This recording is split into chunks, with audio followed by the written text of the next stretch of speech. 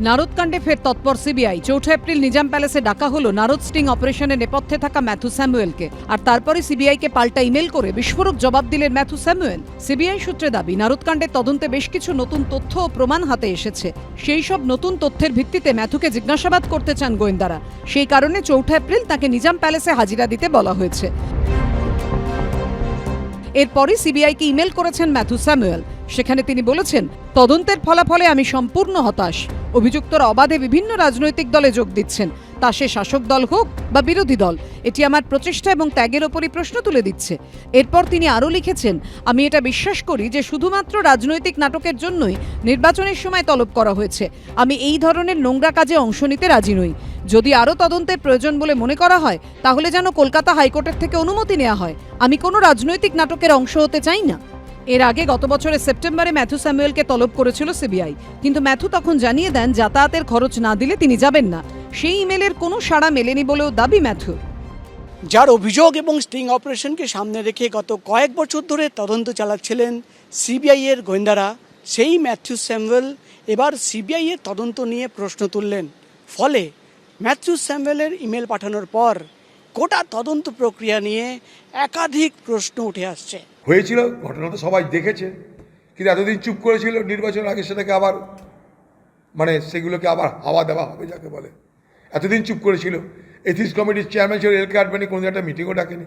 এখন আবার হাওয়া দেওয়ার ব্যবস্থা করা হবে।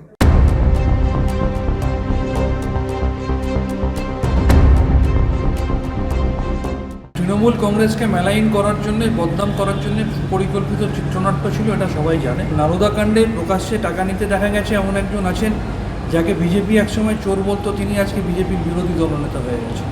সুতরাং এগুলো সার্বিকভাবে তৃণমূল কংগ্রেসের বিরুদ্ধে পরিকল্পিত চক্রান্ত ছিল, এটা প্রমাণিত। ম্যাথু স্যামুয়েল তার বক্তব্য রেখেছেন, এর উত্তর সিবিআই দেবে। এবং যে মহামান্য আদালত পুরো বিষয়টির উপর নজরদারি রেখেছেন, তারা তাদের অভিমত জানাবে, তারা নির্দেশ দেবে। রাজনৈতিক দল হিসেবে আমরা কি বলতে পারি?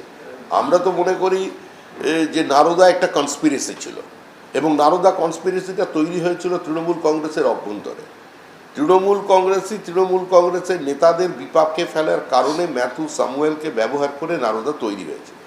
সারদা একটা কেলেঙ্কারি, আর নারদা একটা চক্রান্ত।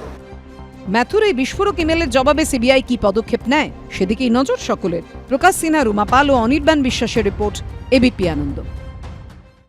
সত্য অন্তহীন, সত্যের খোঁজও তাই, সত্য সন্ধানে তাই আমরা অক্লান্ত, অকুতভয়। এবিপি আনন্দ নতুন ভাবনার প্রতীক, যা মনে মুক্ত, তথ্যে যুক্ত এবং যাবতীয় সীমানার বাঁধন থেকে মুক্ত।